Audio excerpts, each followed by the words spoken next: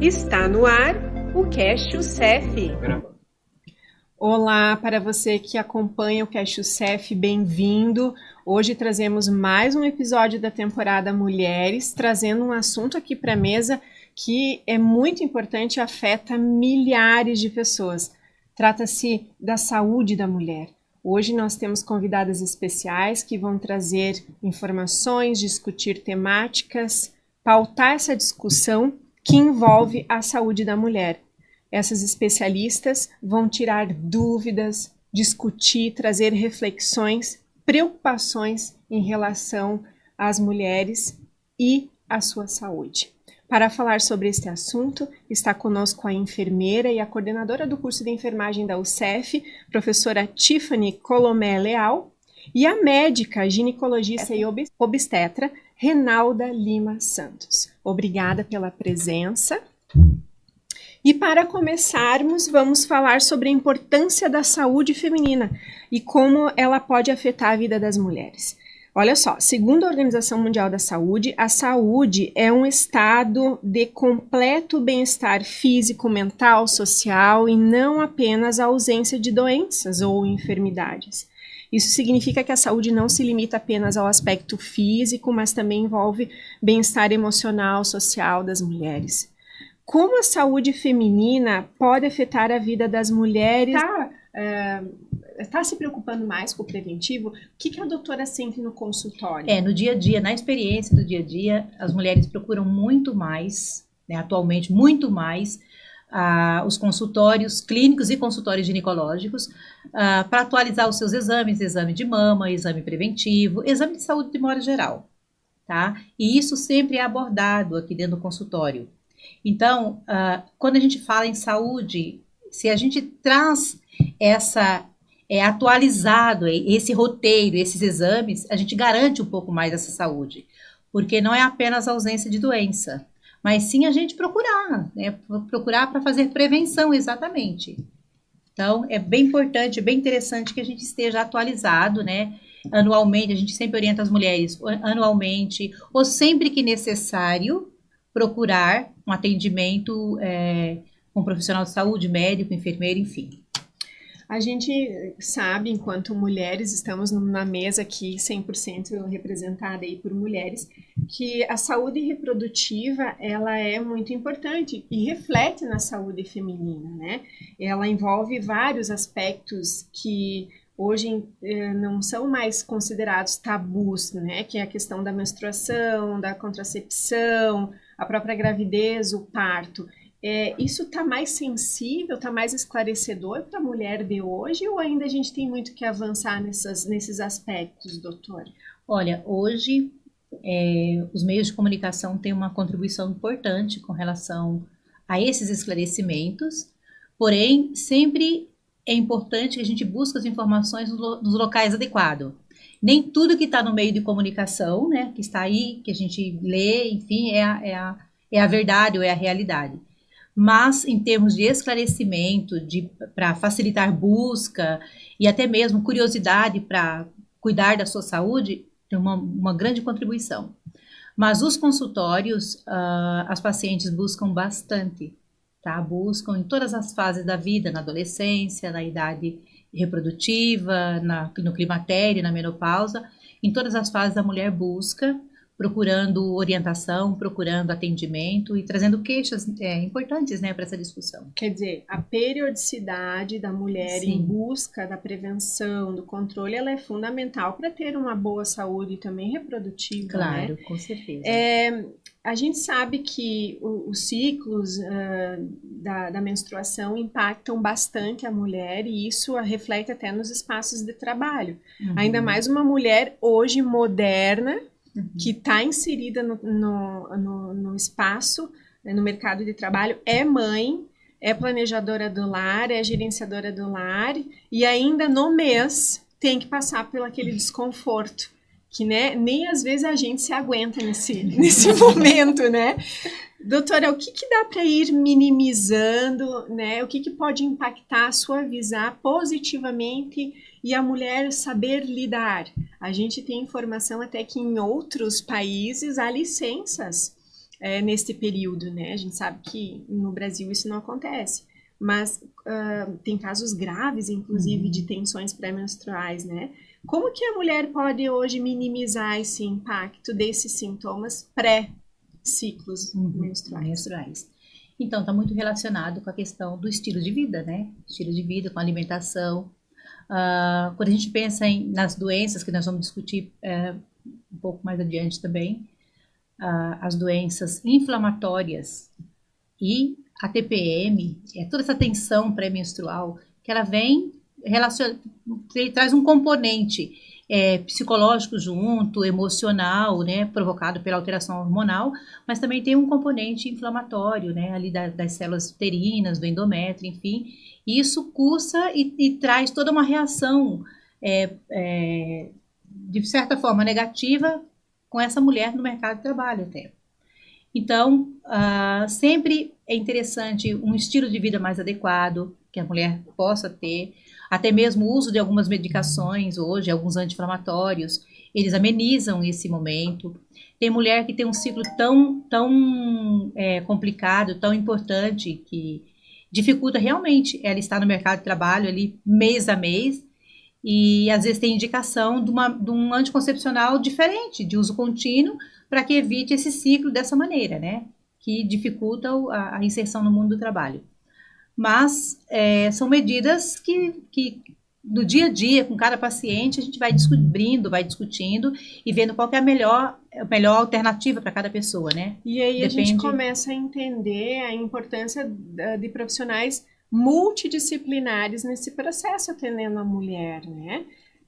Tiffany, além desses cuidados básicos relativos à saúde feminina, né, que impacta a mulher, esses primeiros cuidados que a doutora colocou, do teu ponto de vista, assim, de atendimento à mulher, o que você chamaria a atenção, sabe, para que a audiência feminina que esteja nos vindo se atentem, ou o que você destacaria nesse aspecto relacionado à prevenção, à otimização, a controle, para que a mulher atinja essa saudabilidade, né, perene na sua vida? Então, eu acredito muito que a história da mulher como um todo na sociedade vai demonstrar essa questão da saúde hoje.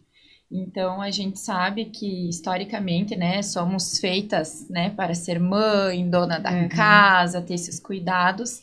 E isso tem um impacto que eu acredito que seja positivo no sentido do cuidado, tá? Falando aqui bem da parte da enfermagem também. Esse cuidado que a mulher já tem intrínseco, já é nosso, né, cuidar, tanto, né, dos filhos, da própria casa, da família. Eu acho que isso é positivo. Ao mesmo tempo que essa inserção da mulher na sociedade, no mundo do trabalho, por exemplo, também é muito positivo, porque as mulheres são uma força de trabalho extremamente importante dentro da nossa sociedade. Mas, né, nesse meio todo, como se manter tão saudável, né, tendo TPM, tendo todas essas preocupações, tendo que estar bonita, zero ansiedade, né? Zero ansiedade, enfim. Mas eu acredito muito que hoje os mecanismos que a gente tem, bem como a doutora comentou, tem muito a ver com o nosso conhecimento sobre o nosso corpo. A mulher se conhecer, né, se cuidar, mas tendo esse autoconhecimento do próprio corpo, do seu funcionamento, dos seus sentimentos, digamos assim, inclusive nessas épocas do mês, digamos assim, né? Tem épocas que a gente tá mais zen, tem épocas que tá mais estressada durante o mês, mas conseguir se autoconhecer, conhecer o seu corpo, é muito importante, porque essa mulher, ela que se conhece, ela vai ter mais mecanismos e ferramentas para enfrentar essas etapas mais difíceis, assim, durante o mês, digamos assim. Então, esses bons hábitos que a gente pode ter, nem sempre a gente vai manter plenamente. Por exemplo, dormir bem durante 8 horas de sono, nem todas as mulheres conseguem. Mulheres que têm crianças até 1 ano, por exemplo, têm muita dificuldade. Até 1 ano. Tá? Ou até mais, né? Mas principalmente essas que estão no período da amamentação, por exemplo.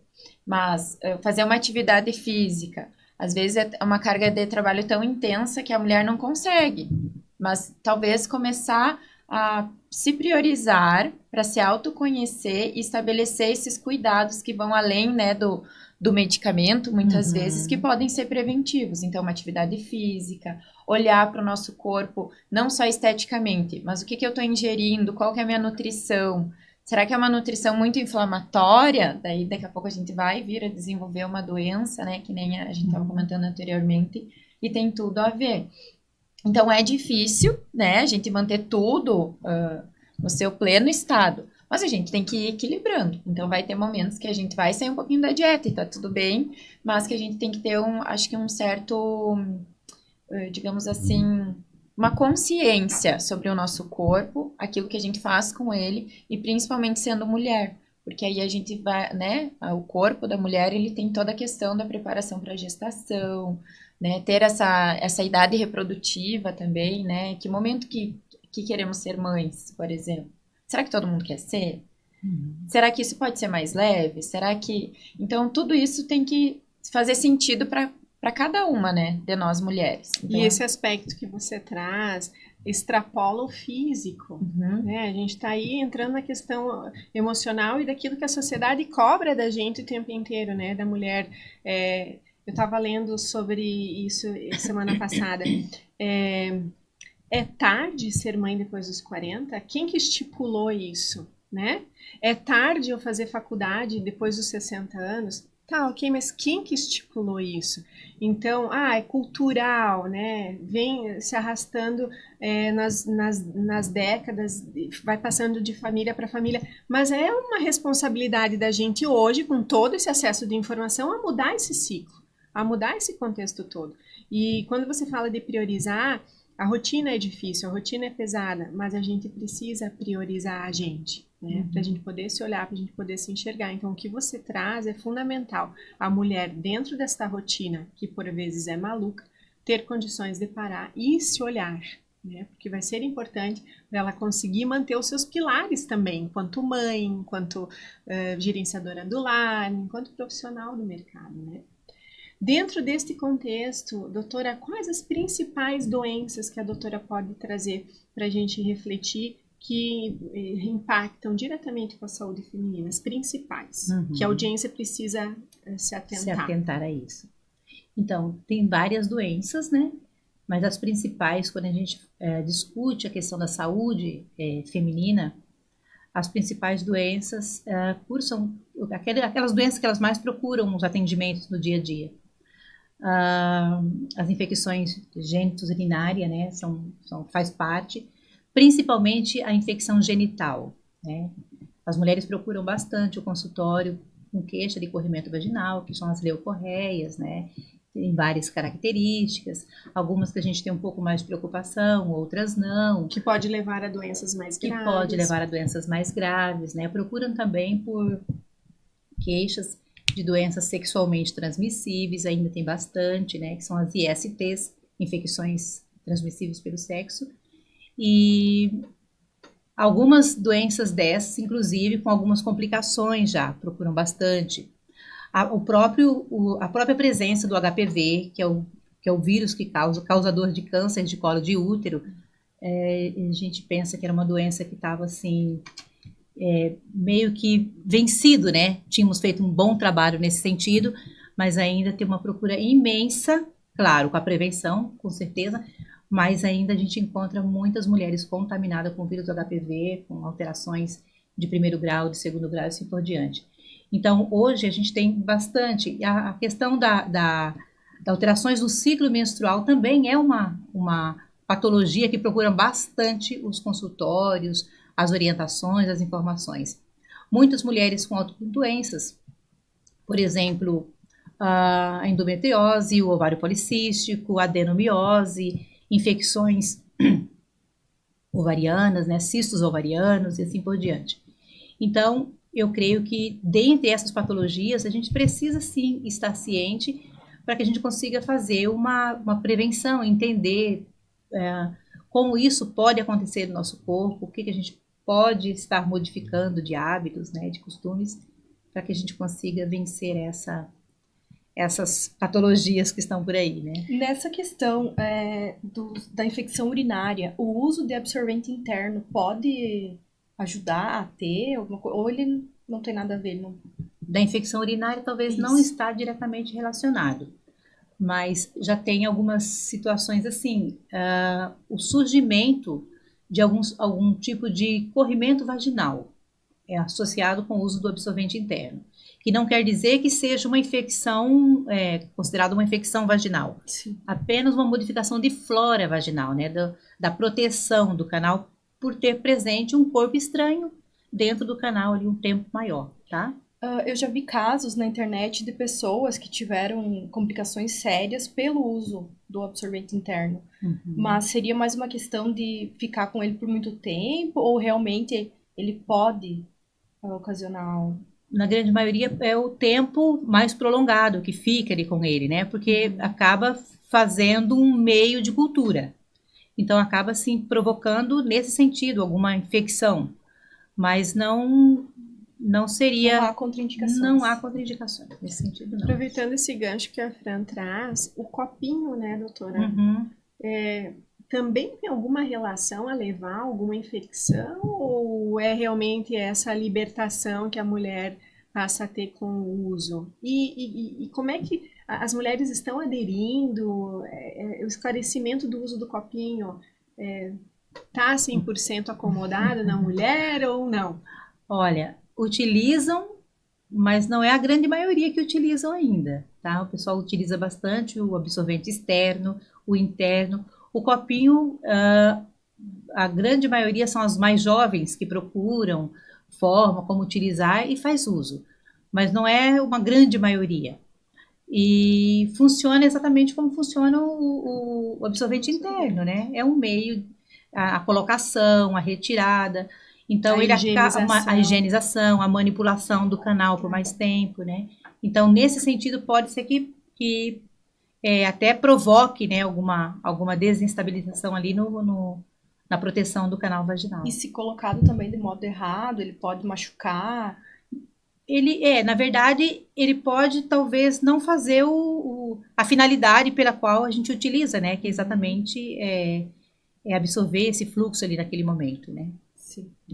A doutora mencionou uma das doenças, a endometriose. É uma doença que, principalmente para o aparelho reprodutivo, ela é bastante impactante para a saúde da mulher, né, na idade reprodutiva.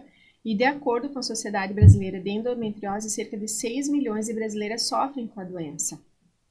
Tiffany, você viveu essa experiência, desde a investigação até lidar com o diagnóstico.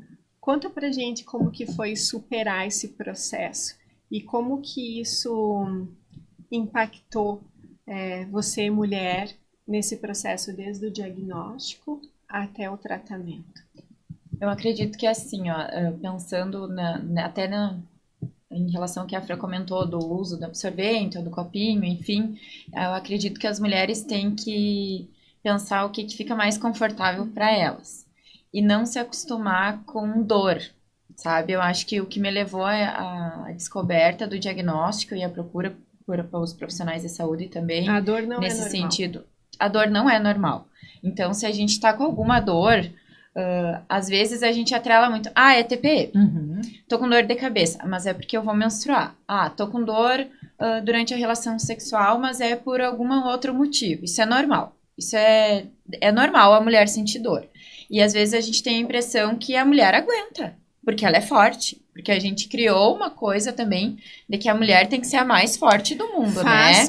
Faz parte, engole o choro e vai, né? É mais ou menos isso, né? Porque a gente até diz, né, o homem, por exemplo, se ele fica gripado, ele fica muito mal, mas a mulher é forte, ela aguenta. E acho que a gente não precisa aguentar tudo, não. Acho que a gente precisa se olhar e, opa, peraí, tem dor envolvida. E eu tinha muita dor. E assim, não era uma dor pré-menstrual, eu tinha dor em várias épocas do mês, em várias situações, e aquilo estava realmente me deixando desconfortável. A gente sabe que o uso de medicamentos é muito importante, mas eu estava fazendo um uso de medicamentos analgésicos, anti-inflamatórios, em uma escala muito alta, que que não estavam contemplando a minha dor, digamos assim, eu não estava conseguindo fazer efeito. Eu pensei, opa, peraí, tem alguma coisa que não tá certa aqui, porque, no geral, a gente tem as nossas dores, né, quando tá mais estressada, ou se tem uma dor de cabeça, isso é natural. Tive cólica desde, né, de que comecei a menstruar, mas começou a ficar diferente e muito mais intensa. E aí a questão do sangramento também foi que me sinalizou. Então, por isso que eu digo, a gente se cuidar, se olhar, entender o nosso corpo é importante, porque a partir do momento que eu vi que sangramento, dor, que não era aquilo habitual, isso a gente também pode levar um exemplo até das doenças, dessas infecções, né, doutora, quando a gente tem corrimento, por exemplo. Tem características naturais, né, do aparelho genital feminino, que é natural você ter um corrimento. Agora, se ele muda de cor, se ele tem cheiro, né, se ele causa algum desconforto a mais, opa, aí a gente tem um problema. E foi assim que eu fui buscar ajuda. E aí eu acredito também que, sim, a gente somos fortes, né, devemos nos cuidar, tudo certo, mas a gente tem vários profissionais que podem nos ajudar. Então, a gente não precisa dar conta sozinha, sabe? Eu acho que isso também é importante dizer.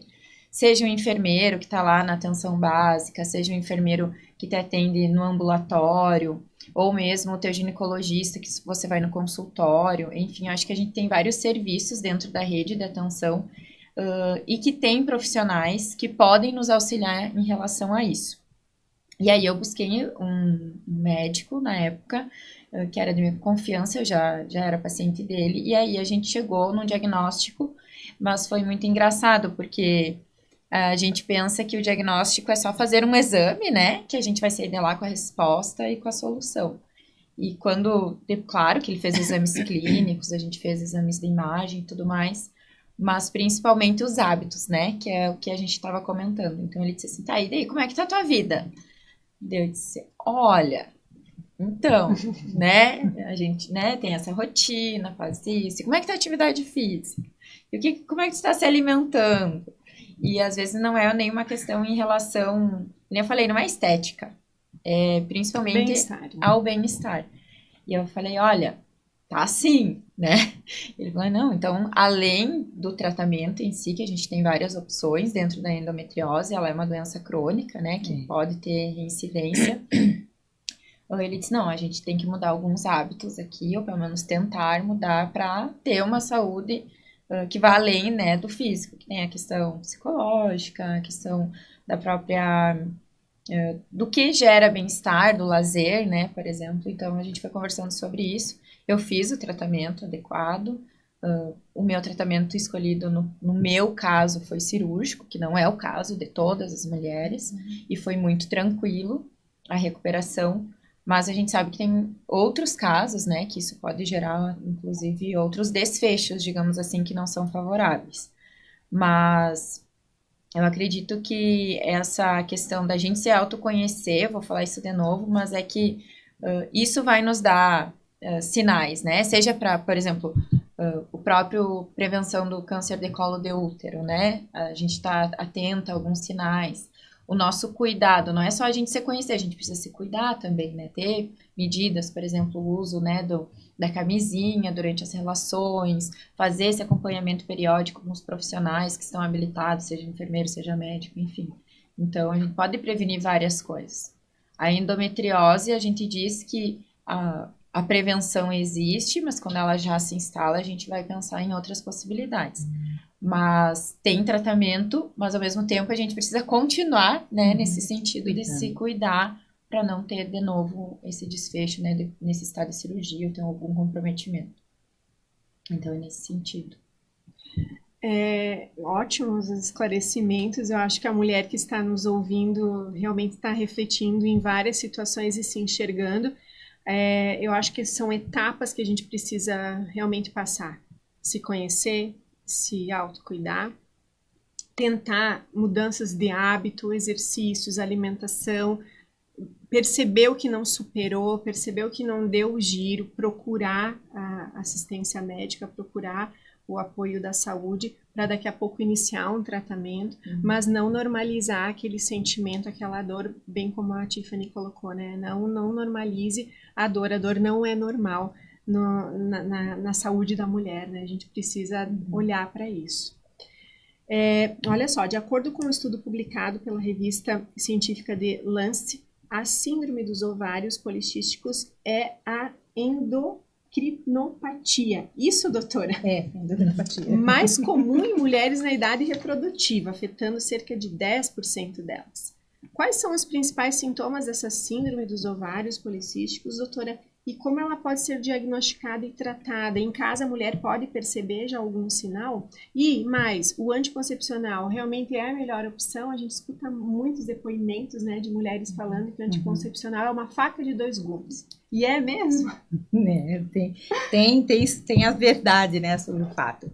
Então, na verdade, a síndrome do ovário policístico realmente é uma alteração do corpo da mulher, né, uma condição, uma doença que tem um impacto bem importante na vida da mulher. Então, a gente tem uma diferenciação, porque a mulher pode ter apenas o ovário policístico e ela ter a síndrome dos ovários policísticos. A síndrome já envolve outros sintomas sistêmicos, né, que não seria apenas só no aparelho reprodutor. Então, geralmente a mulher procura assistência pela ausência da menstruação ou a menstruação irregular. Então, o que mais chama atenção de impacto assim no diagnóstico é isso. A mulher procura, ela chega com essa queixa, olha, eu tô 5 meses, 2 meses, sei lá, né, um tempo assim, não menstruo. Isso pode acontecer, geralmente acontece nessa idade reprodutiva. Ou em qualquer tempo ali da mulher. Sim, até a menstruação irregular pode acontecer em qualquer tempo. Sim, pode acontecer em qualquer tempo. Mas assim, ela procura mais, e um dos principais sintomas é esse, vamos dizer assim, né? A menstruação começa a tornar-se irregular. Então, ela não está menstruando, às vezes mesmo utilizando anticoncepcional, ela fala, doutora, eu faço a pausa e a menstruação não vem. Enfim, e assim vai. Uma das primeiras queixas é essa. Outra queixa, outro sintoma, vamos pensar assim, o aumento de peso está relacionado, quando não é apenas o ovário ser policístico, né, que seria o ovário ter vários cistos, que seria aqueles folículos, né, que iriam ovular mês a mês, quando esse ciclo está normal, e nessa condição clínica, então, ao mesmo tempo, os 2 ovários começam, então, a entrar no processo de maturação, vários folículos ao mesmo tempo. Então, todos ao mesmo tempo, na verdade, um número suficiente, acima de 10, acima de 12, então são muitos, né? Quando faz a ultrassonografia, a gente vê vários folículos ali, tentando um amadurecer primeiro que o outro, vou pensar assim, chegar na fase adulta primeiro que o outro. E nenhum consegue. Então, a mulher não ovula, ela tem uma irregularidade desse ciclo, ela não ovula e não menstrua. Então, a principal queixa é essa, a dificuldade para engravidar, ela não conhece esse ciclo, ela desconhece esse ciclo ali. Então, quando a mulher tem a síndrome do ovário policístico, ela tem outros sintomas relacionados. Então, vem o aumento de peso, na grande maioria, às vezes ela tem um aumento da pelosidade, né? Ela começa a ter pelos, às vezes pelo rosto, o busto, enfim, as pernas, a região da virilha, um pouco mais, tá? Aumenta a pelosidade. E, além disso, ela começa a fazer umas linhas diferentes. Algumas regiões do corpo começam a ficar um pouco mais escurecida. Faz uma linha ao redor do pescoço, às vezes a parte da axila também. São alterações, porque como é uma endocrinopatia, né? Muito comum, então ela mexe com toda a orquestra hormonal do corpo da mulher, não apenas os hormônios ali, o estrogênio, a progesterona, enfim. Então, ela modifica grande parte dessa rotina, né, hormonal que nós temos, naturalmente. E o interessante é que são modificações visíveis pela mulher. Sim, quando é a síndrome do ovário policístico, sim, ela é bem visível. Então, às vezes, a mulher procura pelo atraso menstrual ou procura, então, por causa do aumento de peso. Ela acha que é um hipotiroidismo e não consegue perder peso, né? E, claro, o diagnóstico a gente vai fazer com uma boa avaliação hormonal, a gente vai solicitar exames próprios, né, que vai fazer uma avaliação hormonal, e uma ultrassonografia para a gente fazer uma avaliação, então, da condição ovariana. Como que tá os ovários, como está esse comportamento dos ovários ali. A síndrome, ela pode deixar a mulher infértil ou até mesmo somente o cisto. Aham. A síndrome é mais complexa, né? Então, na grande maioria, a mulher tem a dificuldade, sim, de conceber por conta exatamente, nenhum folículo chega à fase final. Então, se nenhum folículo chega à fase final para acontecer o processo de ovulação, então ela não consegue engravidar, no caso, né? E a Então, eficiência dos tratamentos hoje? A gente pode dizer que é 90, 80 ou até mesmo 100% dos casos, doutora? olha, depende da fase que essa mulher está, depende do momento, né?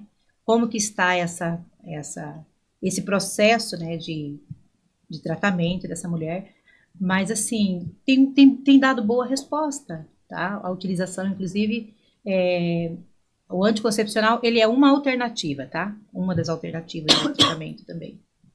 Na grande maioria, a gente utiliza o anticoncepcional para fazer a parte cíclica, para organizar a parte ovariana, a parte hormonal, desculpa, mas a parte hormonal. Mas também passa pelaquela mesma situação anterior que nós falamos, que são doenças inflamatórias do nosso organismo, que passam também por esse desinflamar do nosso corpo, do nosso organismo de modo geral. Então, a parte utilização de alguns outros medicamentos. Eu falo um pouco mais de medicamento, talvez pela prática do dia a dia, né? Então, a gente sempre entra, porque quando eu penso numa endocrinopatia que está envolvendo outros órgãos ou outras partes hormonais do nosso organismo, então eu tenho que pensar também que essa mulher precisa diminuir um hormônio fundamental que está alterado, que a gente chama que é a resistência periférica insulínica, que aumenta por outros mecanismos, tá? Então a mulher começa a aumentar peso, aumentar pelo, aumentar essa resistência, então, e se inflamar cada vez mais. Então, geralmente a gente entra com medicamento para diminuir também este hormônio, entra com diurético, entra com anticoncepcional, anti-inflamatório, e vai conduzindo o processo, por exemplo, a cada 3, 4 meses, reavalia essa mulher. Então, cada uma tem vamos dizer assim, uma característica própria. Tem mulheres que a cada 3, 4 meses, outro um pouco mais prolongado. Mas é interessante, a mulher traz esse feedback pra gente. Ok. E é mito, a gente pode dizer que é mito o uso do anticoncepcional prolongado no sentido de afetar a saúde da mulher? Ou não? Isso já está acomodado? Qual tipo de anticoncepcional? Eu acho que tu quis perguntar assim, que algumas mulheres têm dúvida. Eu vou emendar a cartela, né? Vou utilizar anticoncepcionais de 28 dias, por exemplo. E daí tem mulheres que é um mito, na verdade, né? Já vou dar a resposta, de que precisam menstruar, por exemplo, para dizer que a saúde está em dia, muitas vezes. E depende do tipo de terapia, né, doutora, que vai ser indicada. E por isso que é importante, eu acho que o acompanhamento médico e com os demais profissionais é muito importante. E o médico sendo um prescritor, ele que vai estar, é o mais indicado para nos prescrever medicamentos, né? Então, ele que vai conseguir nos dizer, olha, você vai utilizar esse anticoncepcional porque ele está adequado para a tua condição, né? Se a gente tem uma condição de ovário policístico, por exemplo, a gente tem que pensar, sim, numa terapia medicamentosa, porque estamos em alerta, Sim, né? claro. Ou seja, precisamos olhar para essa situação e ter um tratamento mais efetivo rapidamente. Então, eu acho que é um mito acreditar que utilizar o anticoncepcional prolongado possa estar ou não envolvido. Porém, né, a gente sabe que isso tem que estar indicado por um profissional habilitado e competente em relação a isso. Né? Então, a gente tem vários tipos de anticoncepcional, inclusive os orais, agora a gente tem várias novidades em relação a subcutâneos, implantes, anel vaginal, adesivo, tem várias formas. E aí, eu acho que a gente tem que olhar para essa parte hormonal também, acho que é bem importante, e ver o que está mais adequado para ter mais benefício do que se expor a riscos, né? Eu acho que a Andressa quis dizer também, porque muito se fala sobre o anticoncepcional causar trombose. Ah, sim. Na internet né, todo mundo fala nisso e é um medo.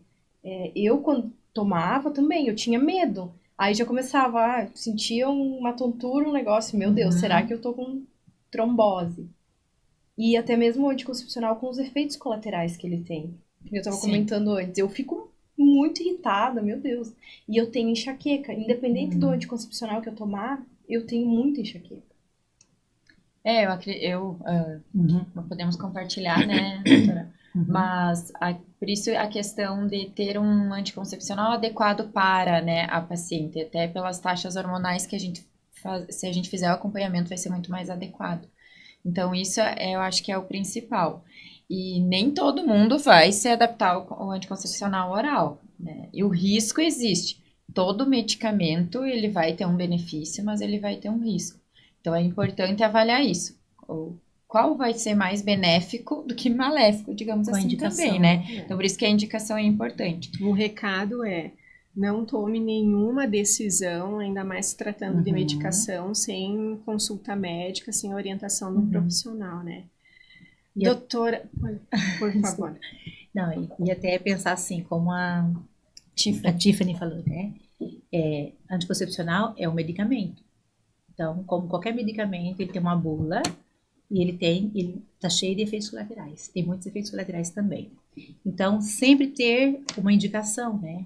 Então, às vezes as pessoas as moças, as meninas, vai direto na farmácia, pega, né, compra ali, ou pega porque a colega está tomando, alguém passou aquele. E aí chega, às vezes, uma primeira vez que está começando a utilizar o anticoncepcional, 14, 15 anos, com uma medicação extremamente androgênica, desnecessária, com uma dose hormonal bem alterada, bem acima da necessidade daquela pessoa, né? Atenção às mães, né? Dialoguem com suas filhas para que inicie os contraceptivos da maneira correta, né? Sim. Doutora Reinalda, muito obrigada. Estamos chegando ao fim do nosso Cast UCEF. Vamos ter com certeza assuntos que ficam para uma próxima mesa, para um próximo episódio. Agradecer a sua presença. Agradecer também a professora Tiffany, nossa coordenadora do curso de enfermagem. Obrigada pelos esclarecimentos. E a gente vai finalizando com as considerações finais da doutora. Então, assim, bem interessante que de orientação, né, que fica para todas nós aqui, né, mulheres, que em diferentes fases, momentos da vida, que nós possamos realmente olhar com carinho para a nossa vida, olhar para a nossa saúde e procurar sempre o melhor, né? Ter os nossos exames atualizados, dormir bem, se alimentar adequadamente, fazer atividade física. Com certeza, isso vai ter um impacto bem interessante na nossa vida presente e no nosso futuro. E em se tratando, então, diretamente das doenças que afetam o aparelho genital feminino, procurar rotineiramente trazer isso atualizado, né? Os exames de rotinas e até mesmo o autocuidado. A rotina é importante, o autocuidado e isso. ser feliz também. Com certeza, sim, bem feliz. Professora Tiffany, suas considerações finais. Eu acredito que, né, se somos mulheres, somos fortes, sim, mas precisamos nos cuidar para continuarmos, né, essas fortalezas que somos e também olhar para nós mesmas, né, nos priorizarmos enquanto mulheres, enquanto a nossa saúde, termos as medidas adequadas de prevenção das doenças, né, procurar os profissionais de saúde adequados.